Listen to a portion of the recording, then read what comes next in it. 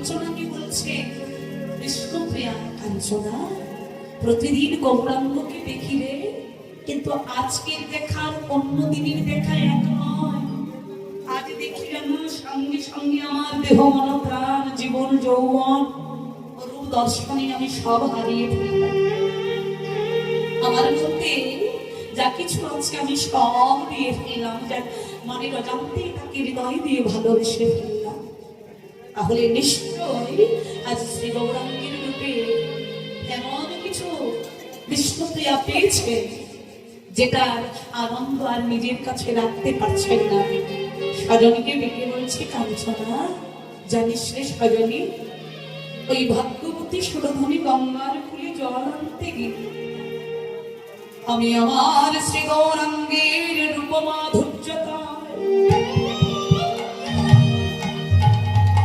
আমি দর্শন করতে গিয়ে আমার বলতে সব হারিয়ে সব দিয়ে। কাঞ্চনা বলছে, দাঁড়া, এমন কি পেলি রে ওই শ্রী গৌরাঙ্গের রূপের মধ্যে যে আমার বলতে সব দিয়ে? বিষ্ণুপ্রিয়া বলছে, জানিস কাঞ্চনা, দেখলাম দামিনী দাম দমন রুচি দর্শনে। দামিনী দাম, দামিনী মানে বিদ্যুৎ আর দাম মানে মালা। আকাশ কালো মেঘের যখন উৎপত্তি হয় দেখবেন না, এখন তো মাঝে মধ্যে বর্ষাকাল ধীরে ধীরে শুরু হচ্ছে, এখন এই ভাবগুলো দেখা যাবে। কালো মেঘের সঙ্গে আরেকটা মেঘের ঘর্ষণ হলে সেখানে বিদ্যুৎ মালার উৎপন্ন হয়, আর যখন বিদ্যুৎ মালার উৎপন্ন হয় দেখবেন বাবা পৃথিবীটা কিছুক্ষণের জন্য এক ঝলকে আলোকিত হয়ে আবার অন্ধকার হয়ে যায়। কিন্তু কাঞ্চনা আমি সুরধনী গঙ্গার কুলে যে বিদ্যুতের মালা,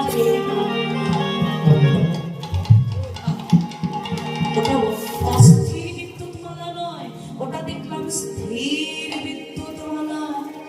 যেমন পৃথিবী আলোকিত হয়ে অন্ধকার হয়ে যায়, সেটা হলো না, স্থির হয়ে যেন বিদ্যুৎ আলোকিত করে দিল এই সুরধনী গঙ্গার কুল।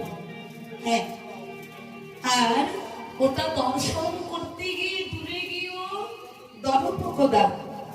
হ্যাঁ, জানিস কাঞ্চনা, একজনের খুব অহংকার হয়েছিল, সেকে দরপ অর্থাৎ ব্রহ্মার মানস পুত্র মদন। এই মদনের বড় অহংকার হয়েছিল। কেন? সৃষ্টিকর্তা ব্রহ্মা তাকে জগতের সমস্ত সৌন্দর্য দিয়ে তৈরি করেছিলেন, সৃষ্টি করেছিলেন। এই জন্য মদন বড়ই সুন্দর, দেখতে এত রূপবান যে তার রূপে যেন জগৎ কিছুটা আলোকিত, এতটাই রূপমাধুর্যতা ছিল। এই জন্য বাবা বেশি সুন্দর হওয়াও কিন্তু ভালো নয়, কারণ বেশি রূপবান হলে আবার রূপের অহংকার।